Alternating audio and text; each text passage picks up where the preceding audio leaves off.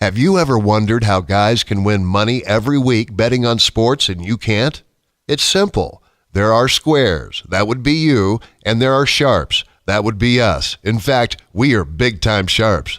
A guy walks into a small sports book in Vegas, places a relatively minor $500 wager on a team, and the line moves to account for his wager. A second guy comes in right after him, places $5,000 on the same game, and the line doesn't move a bit.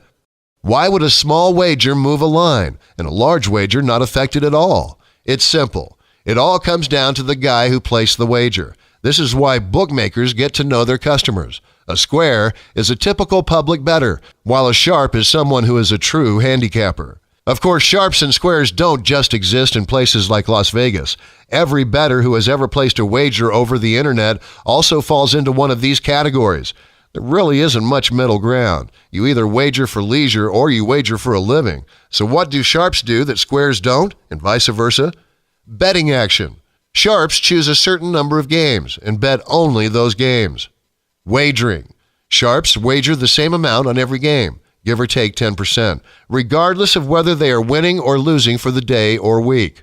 Optimize your line. Sharps wager when they are sure they're getting the best possible line. Most often, this is soon after a line is released. Betting strategy. Sharps do not bet randomly. They have a strategy to make sports wagering profitable, and they stick to it at all times. Each time a sharp places a wager, he is confident that he has a distinct advantage over the bookmaker. Number crunching. Sharps use mathematical and statistical formulas to analyze each matchup they are thinking of wagering on. Once they come to a conclusion as to who has the upper hand, they wager accordingly, based on how significant they feel the advantage is. However, as already stated, no one bet is ever more than 10% greater than the next. Know the game. Sharps know the ins and outs of wagering. They are aware that they only need to win more than 55% of the time to come out ahead.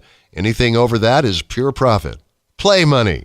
Sharps have a bankroll that they can afford to lose. No one plans on losing, especially a sharp. But losing streaks do happen, and a sharp will only wager as much as he can afford to lose.